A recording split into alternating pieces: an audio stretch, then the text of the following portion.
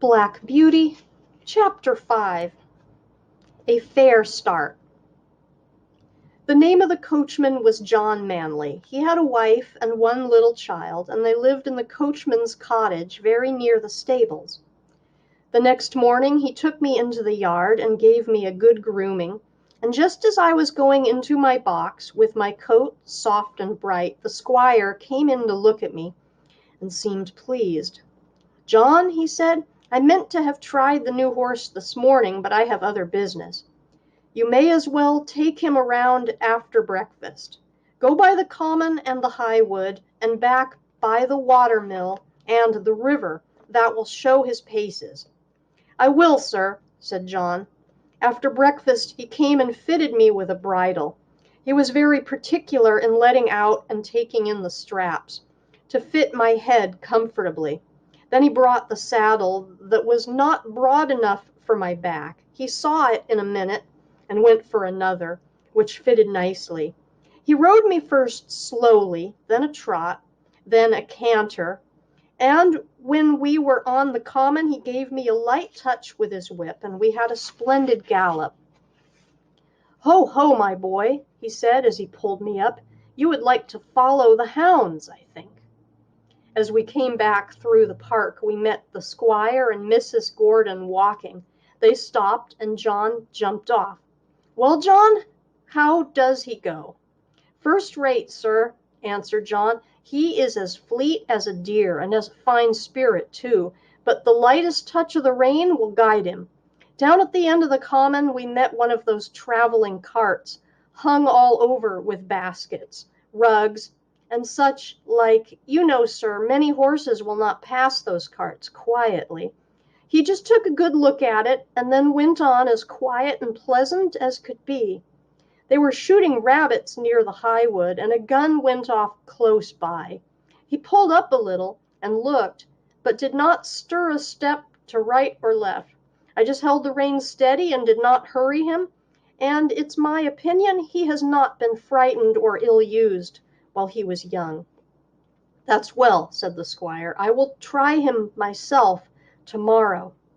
The next day I was brought up for my master. I remembered my mother's counsel and my good old master's, and I tried to do exactly what he wanted me to do. I found he was a very good rider and thoughtful for his horse, too. When we came home, the lady was at the hall door as he rode up. "Well, my dear," she said, "how do you like him?" "He is exactly what John said," he replied. "A pleasanter creature I never wished to mount. What shall we call him?" "Would you like Ebony?" said she. "He is as black as ebony." "No, not Ebony." "Will you call him Blackbird, like your uncle's old horse?" "No, he is far handsomer than old Blackbird ever was."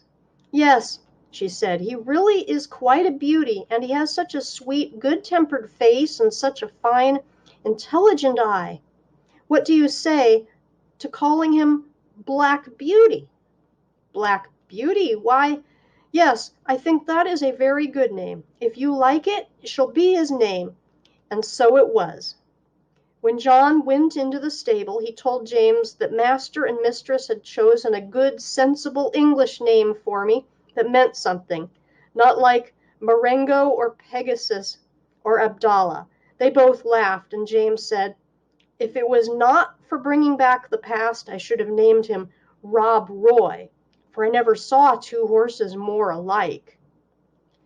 "That's no wonder," said John. "Didn't you know that Farmer Gray's old Duchess was the mother of them both?" I had never heard that before, and so poor Rob Roy, who was killed at that hunt, was my brother. I did not wonder that my mother was so troubled. It seems that horses have no relations. At least, they never know each other after they are sold. John seemed very proud of me. He used to make my mane and tail almost as smooth as a lady's hair, and he would talk to me a great deal. Of course, I did not understand all he said, but I learned more and more to know what he meant and what he wanted me to do. I grew very fond of him. He was so gentle and kind. He seemed to know just how a horse feels, and when he cleaned me, he knew the tender places and the ticklish places. When he brushed my head, he went as carefully over my eyes as if they were his own, and never stirred up any ill temper. James Howard, the stable boy, was just as gentle and pleasant in his way, so I thought myself well off. There was another man who helped in the yard, but he had very little to do with Ginger and me. A few days after this, I had to go out with Ginger in the carriage. I wondered how we should get on together, but except laying her ears back when I was led up to her, she behaved very well. She did her work honestly and did her full share, and I never wished to have a better partner in double harness. When we came to a hill, instead of slackening her pace, she would throw her weight right into the collar and pull away straight up. We had both the same sort of courage at our work, and John had oftener to hold us in than to urge us forward. He never had to use the whip with either of us.